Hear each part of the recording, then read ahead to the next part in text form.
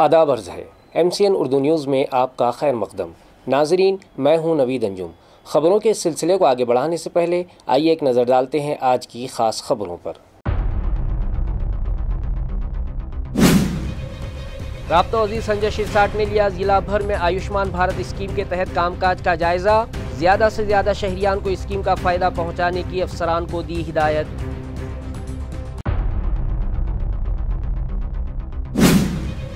Municipal administrator जी श्रीकांत ने दी हरसूल इलाके को विजिट और लिया रोड में हाइल मस्जिद, दरगाह और कब्रिस्तान का जायजा। मजहबी इबादत गाहों को बचाने की हर मुमकिन कोशिश करने का किया अवाम से वादा। सोशल वर्कर यूनुस पटेल ने दी इत्तला।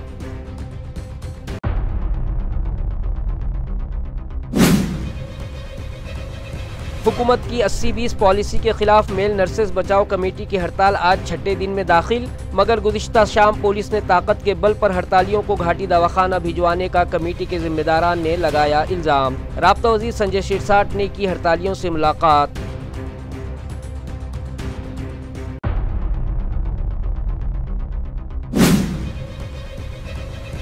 और नई नस्ल को ऑनलाइन गेमिंग से महफूज रखने मरकजी हुकूमत ने लिया अहम फैसला।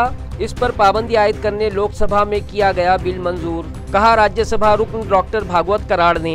मंजूरा बिल के अहम नुकात पर उन्होंने डाली रोशनी। अब खबरें तफसील से। औरंगाबाद ज़िले के राब्ता वज़ीर संजय शिरसाट ने ज़िला भर में आयुष्मान भारत स्कीम के कामों का जायज़ा लिया और मुताल्लिक़ अफसरान को ज़रूरी हिदायत दी। वाज़ेह है कि आवाम को इलाज में आसानी हो, इस गर्ज से मरकज़ी हुकूमत की जानिब से आयुष्मान भारत हेल्थ स्कीम चलाई जा रही है। इस स्कीम के तहत शहरियान को आयुष्मान भारत कार्ड जारी किए जा रहे हैं, जिसके ज़रिए 5 लाख रुपयों तक इलाज मुफ्त करवाने की गुंजाइश रखी गई। राब्ता वज़ीर संजय शिरसाट ने आज इस स्कीम के तहत जारी कामकाज का जायज़ा लिया और मुताल्लिक़ अफसरान को हिदायत दी इस स्कीम से शहरियान को जोड़ने के लिए हर मुमकिन कोशिश की जाए। इसी तरह गुज़िश्ता दिनों ज़िले में हुई तूफ़ानी बरसात के सबब ज़रई पैदावार को पहुँचे नुकसानात का भी उन्होंने जायज़ा लिया और मुतासरीन को राहत फराहम करवाने की गर्ज से जल्द अज जल्द उनके नुकसानात के पंचनामे करने की हिदायत मुताल्लिक़ा इंतज़ामिया को दी। रोहित पवारांचे आरोप केलेले असे आरोप रोहित पवारकडून मला अपेक्षित नव्हते। त्यांनी मुळामध्ये सिडकोच्या ऑफिसमध्ये जाऊन हे सर्व माहिती घ्यायला पाहिजे आणि सिडकोच्या अधिकाऱ्यांनी सुद्धा त्याच्यावर स्पष्टीकरण दिले। कुठून यांच्याकडे फिगर येते काही कळत। 5,000 कोटी, मग त्याच्यावर कडी, मग ते महाभाग जे दुसरे ते 50,000 कोटी, हे काय कोटी म्हणजे त्यांना काही वाटतच नाही। आणि असे व्यवहार होत असतात का? त्या प्रकरणाची तुम्ही जाऊन स्वतः चौकशी करा, त्याचे कागदपत्र तपासा आणि नंतर आरोप करा। परंतु या आरोपामध्ये काही तथ्य नाही। रोहित पवारला सुद्धा संजय राऊत सारखी सवय लागलेली आणि मला वाटतं हे रोहित पवारसाठी चांगलं नाही, माझं तर काही नाही, जे आहे ते स्पष्ट चित्र समोर आहे। आता संजय शिरसाटाला तर फळं लागलेलं झाड आहे, त्याला दगड तर मारणारच ना। आता त्यांना ते त्यांनी जाणून घेतलं पाहिजे। म्हणून त्याचे ह्या लोकांना एकमेव संजय शिरसाट दिसतोय। काही आरोप करतील, बेछूट आरोप करतील, मग त्याच्यावर काहीतरी बातम्या चालतील, स्वतःला हेडलाईन मध्ये आणण्यासाठी हे संजय शिरसाट आरोप करतात आणि मला त्याच्यावर काही फरक पडत नाही। मी माझं स्पष्टीकरण माननीय मुख्यमंत्री आणि उपमुख्यमंत्र्यांनी दिलेलं आहे। खरं आहे ना, तुम्ही आरोप काय बेछूट आरोप कुणावरही करू शकतो। त्यांनी 1,000 कोटीचा घोटाळा केला, त्यांनी 100,000 कोटीचा घोटाळा केला, तुम्ही काहीतरी पुरावे दिले पाहिजे। कोणता तरी दलाल तुमच्याकडे येतो आणि तो यांना पैसे, जो मूळ माल प्लॉट झाला की त्याला पैसे मागतो, तो द्यायला नकार देतो आणि त्याच्यानंतर तुम्ही त्याची बाजू घेऊन जर बोलत असाल तर हे बरोबर नाहीये। आणि म्हणून मग त्या कॅटेगरीमध्ये आपण जायचं का नाही जायचं हे त्यांनी ठरवलं पाहिजे। भाजपचे आमदार नाही, सुहास लांदे हे शिवसेनेचे आमदार आहेत, त्यांनी जे काही त्यांच्याबद्दल मत व्यक्त केलंय त्याची दखल एकनाथ शिंदे साहेबांनी घेतलेली। कोणताही पालकमंत्री निवडताना त्याचा अधिकार संपूर्ण मुख्यमंत्री आणि दोन्ही उपमुख्यमंत्री यांना आहे आणि ते जे काही निर्णय घेतील तो आम्हाला मान्य आहे। ताल्लुका फुलंब्री के पाल से लीहा जहांगीर जाने वाला रास्ता जंगली झाड़ियों और जगह जगह गड़े हो जाने के सबब इंतहाई ख़तरनाक साबित हो रहा है। साबिक़ सरपंच ज्ञानेश्वर जाधव ने इंतज़ामिया से मुतालबा किया है कि ये सड़क फौरी तामीर की जाए ताकि आवाम को राहत मिल सके। इससे पहले ये सड़क 2018 में उस वक्त के असम्बली स्पीकर हरिभाऊ बागड़े की कोशिशों से वज़ीर आला ग्राम सड़क योजना के तहत 1 करोड़ 96 लाख रुपये की लागत से बनाई गई थी, मगर नाकिस काम के बाइस ये जल्द ही ख़राब हो गई। न सड़क के किनारे पट्टे बने हैं और न ही ये चौड़ी हुई है। सड़क की दोनों जानिब जंगली झाड़ियां उगाई हैं। यही रास्ता पाल से लिहा जहांगीर, बाबरा, नाचनवेल और पिशोर को जोड़ता है, मगर खस्ता हाली के सबब आमदोरफ्त घट गई है। स्कूली बच्चों की बसेस भी गोया जान हथेली पर रख कर गुजरती हैं। बरसात में सफ़र करना तलवार की धार पर चलने जैसा लगता है। पाल फाटा ते बोदेगावपर्यंत 2018मध्ये हा आपल्या विभागाचे माजी विधानसभा अध्यक्ष बागडे नाना यांच्या माध्यमातून हा रस्ता करण्यात आला होता। त्यांची भावना रस्ता करण्याची चांगली होती, परंतु गुप्तेदारांनी त्यावेळेसुद्धा रस्ता हा चांगल्या क्वालिटीचा न केल्यामुळे हा रस्ता लवकरच या ठिकाणी खराब झालेला आहे। आणि आज रोजी ह्या रस्त्याची तर अवस्था अशी झालेली आहे की डबल गाडी जाणं तर दूर सोडा, पण सिंगल माणसं जाण्यासाठी सुद्धा या रस्त्याची अडचण निर्माण होत आहे। दोन्ही बाजूनी झाडं झुडपं खूप मोठ्या प्रमाणात आहे। आज रोजी हा रस्ता थोडा रुंद होणं सुद्धा गरजेचं आहे। आणि विशेष म्हणजे या रस्त्याने खूप अशी वर्दळ आहे। या रस्त्याने जवळपास 4 ते 5 गावांचं येणे जाण्याची या रस्त्याने कंटिन्यू वाटचाल असते।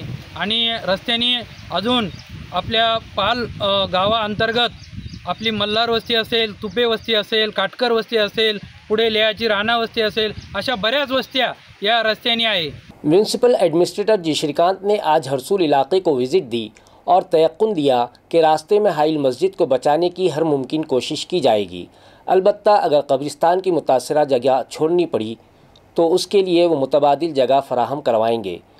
ये इत्तला सोशल वर्कर यूनुस पटेल ने दी। वाज़े रहे कि शहर के दाखिली रास्तों और दीगर डीपी रास्तों में हाइल रुकावटें दूर करने के लिए म्यूनसिपल कॉरपोरेशन और पुलिस इंतज़ामिया के इश्तिराक से गुज़िश्ता 2 माह से शहर में खुसूसी मुहिम चलाई जा रही है, जिसके तहत अब तक हज़ारों मकानात मुनहदीम कर दिए गए। जब यह मामला बढ़ने लगा तो लोग इंसाफ की खातिर अदालत पहुँचे, जिसके बाद इंतज़ामिया ने भी अपना रुख नरम कर लिया। उसके बाद म्यूनसिपल कमिश्नर बार बार ये बावर करा रहे हैं कि पहले डीपी रोड की पैमाइश होगी, उसके बाद मार्किंग की जाएगी और फिर इन्हिदामी कार्रवाई होगी। आज वो हरसूल पहुँचे और यहाँ से गुजर रही सड़क में हाइल मस्जिद, कब्रिस्तान और दरगाह का मुआयना किया। उनके हमरा मौजूद सोशल वर्कर यूनुस पटेल ने मीडिया को बताया कि म्यूनसिपल कमिश्नर ने उनसे वादा किया है कि वो मस्जिद को बचाने की हर मुमकिन कोशिश करेंगे, अलबत्ता कब्रिस्तान के लिए मुतबादिल जगह फराहम करवाएंगे। शहरियान को मौसर सहूलतें और दीगर सरकारी स्कीमें शफाफियत और ज़िम्मेदारी से पहुँचाई जाएँ। ये हिदायत ज़िला कलेक्टर दिलीप स्वामी ने म्यूनसिपल अफसरान व मुलाजिमीन के लिए मुनक़िदा तरबियती प्रोग्राम में दी। इस मौके पर मुख्तलिफ म्यूनसिपल अफसरान और पंचायतों के अफसरान व मुलाजिमीन भी मौजूद थे, जिनमें सैयद रफ़ीक, ऋषिकेश भालेराव, समीर शेख, ज्ञानेश्वर ढोमरे, संतोष आगले, कारभारी देवेकर, पल्लवी अंभोरे और संभाजी देशमुख शामिल थे। कलेक्टर दिलीप स्वामी ने कहा कि आवाम को सहूलतें पहुँचाते वक्त शफाफियत और ज़िम्मेदारी ही असल खिदमत का जज्बा है। उन्होंने सफाई, पानी की फराहमी, टैक्स वसूली और डिजिटल सर्विसेज में जदीद टेक्नोलॉजी के इस्तेमाल पर जोर दिया। उन्होंने कहा कि किसी भी अफसर की शख्सियत उसकी सोच, नज़्म व ज़ब्त और आवाम से ताल्लुकात में झलकती है। ईमानदारी और मस्बत रवैया शख्सियत को मौसर बनाता है। तरक्की सिर्फ इमारतें खड़ी करने में नहीं, बल्कि अवामी शिराकत, तालीम और सफाई जैसे शोबों को शामिल करके ही मुमकिन है। कलेक्टर ने अफसरान को नज़्म व ज़ब्त, टीम वर्क और वक्त के बेहतर इस्तेमाल की तलकीन की। इस मौके पर 18 अफसरान व मुलाजिमीन को बेहतरीन कारकर्दगी पर तारीफ़ी असनाद दी गईं। किसानों का त्यौहार कहलाया जाने वाला पोला आज पूरे शहर में जोश व खरोश से मनाया गया। फूलों के हार और ढोल ताशों में निकाले गए बैलों के जुलूस ने माहौल में रंग भर दिया। आइए देखते हैं इस त्यौहार की झलक। सुबह ही से किसानों ने अपने बैलों को नहला धुलाकर उनके जिस्म पर चंदन, हल्दी और कुंकू लगाया, उन्हें रंगों से सजाया और फूल पहनाए। इसके अलावा कई जगह बैलों के सींगों को रंग कर फंकाराना अंदाज में संवारा गया। शाम के वक्त ढोल ताशों और बाजों के शोर में बैलों के जुलूस निकाले गए। ख़वातीन ने रिवायती लिबास में फुगड़ियाँ खेली, बच्चों ने भी देसी पोशाक पहनकर त्यौहार में रंग भरा। किसान ख़ानदानों ने मिलजुल कर बैलों की पूजा की और हर तरफ मसरत का माहौल नज़र आया। नस्लों से जारी इस रिवायत में बैलों की मेहनत और कद्र और उन पर चढ़े एहसान का बदला चुकाने का जज्बा साफ झलकता है। यही वजह है कि बैल पोला किसान के मेहनती साथी को इज्जत देने का दिन माना जाता है और आज ये दिन खुशगवार और मुबारक फ़िज़ा में मनाया गया। ज़िला हिंगोली के एजुकेशन डिपार्टमेंट में बड़े पैमाने पर बदउनवानी का इंकशाफ हुआ। जिसमें करोड़ों रुपयों की धांधली का इल्ज़ाम लगाते हुए इस मामले की SIT जांच का मुतालबा मुतासरीन ने किया। वाज़ेह हो कि ज़िला हिंगोली के साबिक़ और मौजूदा तालीमी अफसरान, सुप्रिंटेंडेंट और उनके मातहत अमले पर संगीन इल्ज़ामात लगे हैं। शिकायत के मुताबिक प्राइमरी व सेकेंडरी एजुकेशन डिपार्टमेंट में मुतादिद बेज़ाब्तगियाँ और बदउनवानी के ज़रिए हुकूमत को करोड़ों रुपये का नुकसान पहुँचाया गया है। इस सिलसिले में विराट राष्ट्रीय लोकमंच ने ज़िला कलेक्टर को मेमोरेंडम पेश करते हुए SIT से मुकम्मल जाँच का मुतालबा किया है। ये नुमाइंदगी शेख नईम शेख लाल की जानिब से पेश की गई। लोकमंच कौन्सिलच्या वतीने माननीय जिल्हाधिकारी महोदयामार्फत माननीय मुख्यमंत्री व शिक्षण मंत्री महोदयांना निवेदन देऊन विनंती करण्यात आली की शासनाने अवैधरित्या श्री दिग्रसकर यांच्या विरुद्ध रामतीर्थ पोलीस स्टेशन येथे 406, 409, 420, 467, 476, 471 असे गंभीर गुन्हे दाखल असताना त्यांना 2 वर्षाकरिता पदोन्नती बहाल केलेली आहेत। त्या पदोन्नतीसाठी त्यांनी जे गैरव्यवहार केलेले आहेत, आल्यानंतर त्यांनी वसुलीचा एक दर निश्चित करून धडाका लावलेला आहे आणि अनेक अनियमित कामे करून शासनाची फसवणूक करत मोठ्या प्रमाणावर भ्रष्टाचार केला जाता है। हुकूमत की 80-20 पॉलिसी के ख़िलाफ़ मेल नर्सेस बचाओ कमेटी की जानिब से ज़िला कलेक्टर ऑफिस पर गुज़िश्ता 5 दिन से हड़ताल जारी है, मगर इस जानिब तवज्जो देने की बजाय गुज़िश्ता शाम पुलिस ने ताकत का इस्तेमाल करते हुए हड़तालियों को घाटी दवाखाने में शरीक करवाया, जिसके सबब हड़ताली शदीद मुश्तइल हो उठे। वाज़ेह रहे कि हुकूमत की मेल नर्सेस के ताल्लुक़ से 80-20 पॉलिसी के ख़िलाफ़ मेल नर्सेस बचाओ कमेटी की जानिब से गुज़िश्ता 5 दिनों से ज़िला कलेक्टर दफ्तर पर हड़ताल जारी है, मगर इंतज़ामिया इस जानिब कोई तवज्जो नहीं दे रहा। इसके बरक्स पुलिस ने ताकत का इस्तेमाल करते हुए हड़तालियों को इलाज की गर्ज से गुज़िश्ता रात घाटी दवाखाना भिजवाया, जिस पर हड़ताली मज़ीद मुश्तइल हो उठे। मामले की संगीनी को भांपते हुए आज रियासती वज़ीर बराए समाजी इंसाफ व औरंगाबाद के गार्जियन मिनिस्टर संजय शिरसाट ने हड़तालियों से मुलाकात की। बाद अज़ां उन्होंने मीडिया से बात की। आम्हाला आमच्या हक्काचं द्या आणि पात्रतेनुसार द्या, आम्ही आमच्या गुणवत्तेच्या आधारे हे सर्व मागतो असं त्यांचं सर्वोच्च मत होतं। त्यांनी ज्या गोष्टी मला सांगितल्या त्यामध्ये मुंबईला जे काय उपोषण किंवा आंदोलन झालं, त्याच्यानंतर फक्त सेक्रेटरीची भेट झाली, सेक्रेटरीने त्यांना काहीतरी उलवण्याची उत्तर दिली असं त्यांचं म्हणणं आहे। हा जो निर्णय असेल, एखादा निर्णय जर घ्यायचा असेल तर त्याला सेक्रेटरी हा जबाबदार नसतो, तर त्याला एक शासन म्हणून जे राज्यकर्ते असतात त्यांनी निर्णय घेतला त्याची अंमलबजावणी करण्याचं काम हे खालच्या पातळीवर होत असतं। म्हणून मी त्यांना सुद्धा सांगितलं की तुमचं हे जे आंदोलन आहे हे या जिल्ह्यापुरतं मर्यादित नाही, हे महाराष्ट्रामध्ये सगळीकडे हे आंदोलन चालू आहे आणि या आंदोलनाचा खऱ्या अर्थानं पाठपुरावा करायचा असेल तर तो मुख्यमंत्र्यांपर्यंत हे विषय जाऊनच होईल याबद्दल शंका आहे। आता मी जरी असतो, पालकमंत्री जरी असतो, त्याच्यात काय निर्णय घेणार आहे तर निर्णय घेण्याचा अधिकार मला काही नाही। मी माझं फक्त तुमचं निवेदन पोहोचतो म्हणून मी त्यांच्यापर्यंत पोहोचू शकतो। पालकमंत्री इथं आलेले होते, आम्ही त्यांच्या भेटीची भेट द्या आम्हाला म्हणून त्यांना आम्ही बोललो, तर त्यांनी आम्हाला मध्ये बोलवलं। सविस्तर मध्ये त्यांनी मुद्दे काय आहेत, मी याच्या आधीही आमच्या शिष्टमंडळ त्यांना 15 ऑगस्टला विभागीय आयुक्त कार्यालय इथे भेटलं होतं। त्यांना सांगितलं होतं की सर आमची सचिवांसोबत बैठक झालेली आहे, हसन मुश्रीफ जे खात्याचे मंत्री आहेत, वैद्यकीय शिक्षण मंत्री, त्यांना हा मुद्दा माहिती आहे, सगळ्यांना हे गोष्टी माहिती आहेत, पण त्याच्यावर तोडगा निघत नाहीये। सरकार म्हणते प्रशासनाने केलाय आणि प्रशासन म्हणते सरकारने केलाय, याला कुठलाही वैज्ञानिक दृष्टिकोन अहवाल काहीच नाही, हे त्यांना आम्ही पटवून दिलं। काल रात्री अत्यंत धक्कादायक प्रकार या उपोषण स्थळी झाला। आमचा कार्यकर्ता दुर्गादास शिंदे हा त्याची तब्येत दुसऱ्या दिवशीपासून उपोषणाच्या खालावत होती सातत्याने। काल त्याची परिस्थिती अत्यंत नाजूक झाली। मी संध्याकाळी 4 वाजेपासून सर्व पोलीस यंत्रणेला जे आम्हाला अलर्ट केलेले आहे त्यांना सांगत होतो की साहेब आम्हाला ॲम्ब्युलन्स पाठवा, आम्हाला त्याला ॲडमिट करायची गरज पडत आहे। तर सगळे पोलीस प्रशासन कोणी उपलब्ध झालं नाही। रात्री 8 वाजता आम्ही 108 वर कॉल करून ॲम्ब्युलन्स आम्ही मागवली आणि त्याला घेऊन गेलो।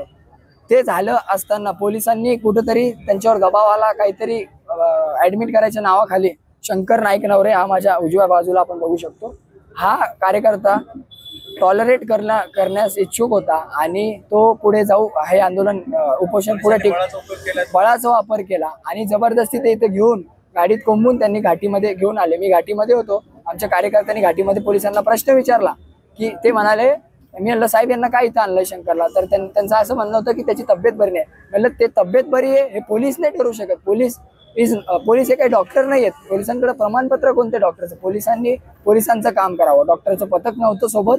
पोलिसांनी त्यांच्या व्हॅनमध्ये नेलं आणि दमदाटी करून त्याला ऍडमिट केलं. पण मी या तिघांना सलाम करतो. दुर्गादास शिंदे, शंकर नाईक नवरे कुठल्याही उपचाराविना घाटीमध्ये रात्री पडून राहिले. त्यांनी लेखी दिलं आणि आज पुन्हा उपोषण स्थळी आलेत आणि हे आंदोलन पुढे. औरंगाबाद म्यूनिसिपल कॉरपोरेशन के डिप्टी कमिश्नर नंदकिशोर भूमे ने जुमेरात को लाइट हाउस कम्युनिटी सेंटर का दौरा किया और नौजवानों को हुनरमंदी के फ़वाइद और करियर के इंतखाब पर रहनुमाई की। इस मौके पर गुफ्तगू करते हुए नंदकिशोर भूमे ने नौजवानों को कामयाबी के 3 उसूल बताए। उन्होंने कहा कि कामयाबी हासिल करने के लिए सबके साथ इज्जत और आजिज़ी से पेश आना निहायत ज़रूरी है। साथ ही आज के दौर में टेक्नोलॉजी का इल्म होना भी ज़रूरी है और ख़ुद को हमेशा अपडेट रखना लाजमी है, वरना करियर में पीछे रह जाना यकीनी है। इस सेशन में उन्होंने औरंगाबाद 1 नंबर मुहिम के तहत शहर की सफाई के बारे में भी रहनुमाई की और सफाई मुलाजिमीन के बेटे बेटियों को लाइट हाउस में मुख्तलिफ कोर्सेज़ में शामिल होने की अपील की। इस प्रोग्राम में स्मार्ट सिटी की मीडिया तज्जियाकार अर्पिता शरद, सफाई अफसर अनिल जाधव, लाइट हाउस की इंचार्ज पूजा डेडे, नेज श्रीकांत सावले और अभिषेक जवरले मौजूद थे। District central cooperative bank Aurangabad की पाचोड़ ब्रांच के तहत पाचोड़ में एटीएम मशीन का इफ्तिताह ताल्लुका पैठन के एमएलए विलास भुमरे के हाथों अमल में आया। पाचोड़ में पैठन ताल्लुके के पहले एटीएम का इफ्तिताह ताल्लुके के एमएलए विलास भुमरे के हाथों हुआ। इस मौके पर उन्होंने कहा कि किसानों के ताउन से ही बैंक कायम रहते हैं। गुज़िश्ता बरस शदीद बारिश के बावजूद मुआवजे का फंड संदीपान भुमरे की कोशिश से किसानों के खातों में जमा हुआ। पाचोड़ तिजारती मरकज़ है और 3 अजला से जुड़ा है, इसलिए एटीएम किसानों और शहरियान के लिए मुफीद साबित होगा। इफ्तिताही प्रोग्राम में शिवसेना के रमेश पवार, राजू नाना भुमरे, बाबूराव पड़ोले, शिवराज भुमरे, कृष्णा भुमरे और दीगर ओहदेदारान मौजूद थे। फक्त तुमच्या भागात आरशी दादेगाव त्या 2-3 ठिकाणी अतिवृष्टीचं नुकसान झालं होतं, पण भुमरे साहेबांनी सरसकट आपला तालुका अतिवृष्टीत बसवला आणि त्याचं अनुदान देखील प्राप्त झालं। आज या ठिकाणी सणा असल्या कारणाने जास्त बोलणार नाही, पण जिल्हा मध्यवर्ती बँकेच्या सर्व कर्मचाऱ्यांचे धन्यवाद देईल का आपण शेतकऱ्याच्या दृष्टिकोनातून या ठिकाणी पाचोड गाव निवडलं। कारण पाचोड म्हटल्यानंतर हे 3 जिल्ह्याच्या बाउंड्रीवरती गाव बसलेले, मोठी बाजारपेठ आहे आणि एटीएमची सुविधा या ठिकाणी उपलब्ध करून दिली। त्याबद्दल पीएमडी साहेबांचे सर्व कर्मचाऱ्यांचे त्यांच्या मनापासून या ठिकाणी आभार व्यक्त करेल आणि आमच्या शेतकऱ्याला ज्या ज्या अडचणी येत असतील त्यासाठी आपण सहकार्य करावं ही आपल्याला विनंती करेल। कारण की आपल्याला आता जिल्हा मध्यवर्ती बँकेची देखील निवडणूक आता पुढे लागेल, त्यावेळेस देखील आपल्याला आपल्या भागाची वसुली जास्त मोठ्या प्रमाणात लागेल। त्या दृष्टिकोनातून देखील शेतकऱ्यांनी बँकेच्या अधिकाऱ्यांना सहकार्य करावं ही देखील आपल्याला विनंती करणार आहे। आणि या पोळ्यानिमित्त सर्वांना या ठिकाणी शुभेच्छा देईल। आल्यावर आमचा आदर सन्मान केला त्याबद्दल जिल्हा मध्यवर्ती बँकेचे या ठिकाणी मनापासून आभार व्यक्त करतो आणि त्यांना अजून आपले ढोरकीना असेल, आडूळ असेल, बिडकीना असेल, जिथे शाखा आहे त्या ठिकाणी देखील आपण लवकरात लवकर एटीएमचा शुभारंभ करावा ही देखील त्या ठिकाणी विनंती करणार आहे। आणि आल्यावर आमचा आदर सन्मान केला त्याबद्दल मनपूर्वक आभार व्यक्त करतो। या ठिकाणी थांबतो। धन्यवाद। जय हिंद, जय भारत। ऑनलाइन सट्टेबाजी और ऑनलाइन गेमिंग पर पाबंदी आयद करने की गर्ज से गुज़िश्ता बुध को अपोजिशन के शोर शराबे के सबब लोकसभा में बहस किए बगैर एक बिल मंजूर कर लिया गया। वाज़ेह है कि ऑनलाइन गेमिंग के सबब नौजवान नस्ल तबाह हो रही है और उसी के सबब कई ख़ानदान तबाह हो गए। इसकी संगीनी को भांपते हुए गुज़िश्ता दिनों सुप्रीम कोर्ट ने इस पर सख्त तबसरा करते हुए मरकज़ी हुकूमत को इस पर पाबंदी आयद करने से मुतालिक गाइडलाइन जारी की थी, जिसके बाद मानसून सेशन में मरकज़ी हुकूमत ने ऑनलाइन गेमिंग बिल 2025 लोकसभा में पेश किया। मगर गुज़िश्ता कुछ दिनों से वोट चोरी के मामले को लेकर अपोजिशन सख्त मुश्तइल है और मानसून सेशन में ख़राब इख्तलाफात ने खूब हंगामा किया। जब मज़कूरा बिल पेश किया गया तो अपोजिशन ने इस पर बहस करने की बजाय खूब शोर शराबा किया और इन हंगामों के बीच हुकूमत ने इस बिल को मंजूरी दे दी, जिसके सबब आज मज़कूरा कंपनियां ऑनलाइन खेलों की तशहीर नहीं कर पाएंगी। इसी तरह उनके लिए बैंकों और दीगर माली इदारों के जरिए माली लेन देन पर भी पाबंदी आयद रहेगी। इस ताल्लुक से राज्यसभा रुकन डॉक्टर भागवत कराड ने MCN को मालूमात फराहम की। काल पार्लमेंटचा शेवटचा दिवस होता। 20 तारखेला लोकसभेमध्ये आणि 21 तारखेला राज्यसभेमध्ये ऑनलाईन गेम बंदीचा निर्णय घेण्यात आला आणि हे अमेंडमेंट किंवा हे बिल आपल्या देशाचे मंत्री माननीय अश्विनीजी वैष्णव यांनी मांडलं आणि ते एकमतानं मंजूर झालं।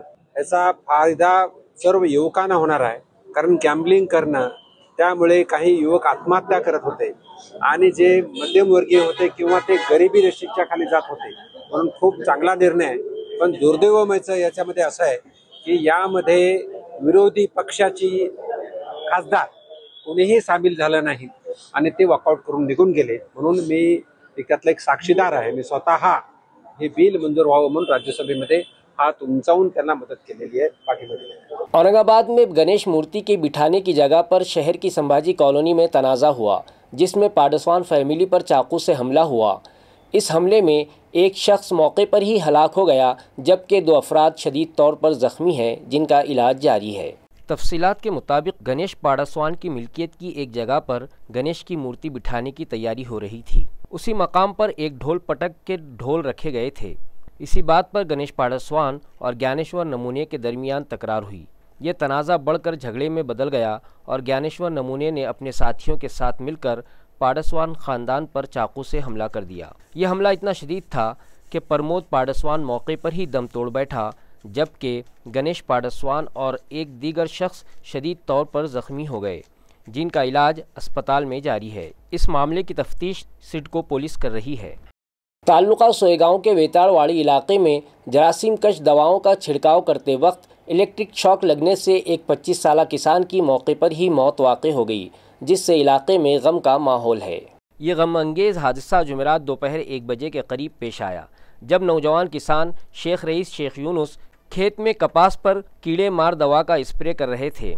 इस दौरान खेत के बिजली के पोल में तकनीकी खराबी से करंट फैल गया और वो उसकी लपेट में आ गए। वाक़े की इत्तला मिलते ही पुलिस और महकमा महसूल ने मौके पर पहुंचकर पंचनामा किया। लाश को पोस्टमार्टम के बाद लवाहिकीन के हवाले किया गया। रात को तदफीन अमल में आई। मुतवफ़ी अपने पीछे वालिदैन, बीवी और 2 मासूम बच्चों समेत बड़ा ख़ानदान छोड़ गया। शराब के लिए पैसे न देने पर 2 नौजवानों पर जानलेवा हमला करने वाले हर्षल गणेश मुंडे को सिडको पुलिस ने गिरफ्तार कर लिया और इलाके में फैली उसकी दहशत कम करने की गर्ज से उसका जुलूस निकाला। पुलिस ज़राए से मौसूला इत्तला के मुताबिक 17 अगस्त इतवार की रात राजू की चाय की दुकान से करीब विनोद पोट दुखे और उनके दोस्त गजानन गाड़ेकर, आकाश राउत, योगेश निकम और आकाश निकम खड़े। मुलजिम हर्षल गणेश मुंडे वहां पहुंचा और उसने आकाश राउत के वालिद से शराब के लिए पैसे मांगे और जब उससे पैसे नहीं दिए गए तो उसने गाली गलौज शुरू की और वहां से उनकी चप्पल उठाकर भाग गया। जब आकाश राउत ने उससे इस हरकत से मुताल्लिक बाज़पुरस की तो वो मुश्तइल हो उठा और उसे धमकाया कि वो उसे नहीं जानता। लोग उसे हर्षल गणेश मुंडे कहते हैं। इसके बाद उसने फौरी विनोद पोट दुखे पर हमला करके उसे ज़ख्मी कर दिया। इसी तरह गजानन गाड़ेकर के पेट पर भी चाकू से हमला करके उसे भी ज़ख्मी कर दिया। इस वाक़े के सबब इलाके में दहशत फैल गई, जबकि हर्षल एक आदी मुजरिम है और इससे कबल भी मारधाड़ के कई मामलात उस पर दर्ज हैं। हर्षल के खिलाफ केस दर्ज किए जाने के बाद सिडको पुलिस ने उसे सिडको इलाके से गिरफ्तार किया और सिडको N9 में उसका जुलूस निकाला ताकि साकिनान में फैली दहशत कम की जा सके। खबरें ख़त्म करने से पहले आइए एक बार फिर नज़र डालते हैं आज की सुर्खियों पर। राब्ता वज़ीर संजय शिरसाट ने लिया जिला भर में आयुष्मान भारत स्कीम के तहत कामकाज का जायजा। ज़्यादा से ज़्यादा शहरियान को स्कीम का फ़ायदा पहुंचाने की अफसरान को दी हिदायत।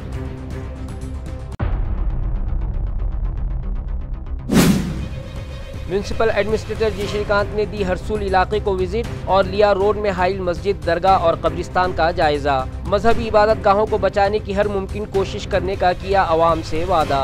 सोशल वर्कर यूनुस पटेल ने दी इत्तला।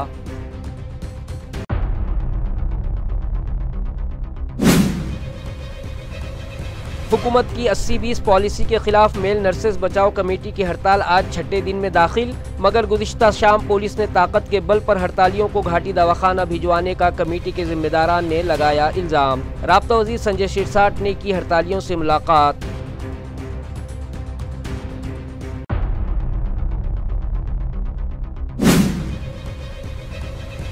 और नई नस्ल को ऑनलाइन गेमिंग से महफूज रखने मरकजी हुकूमत ने लिया अहम फैसला, इस पर पाबंदी आयद करने लोकसभा में किया गया बिल मंजूर। कहा राज्यसभा रुकन डॉक्टर भागवत कराड़ ने, मंजूरा बिल के अहम नुकात पर उन्होंने डाली रोशनी।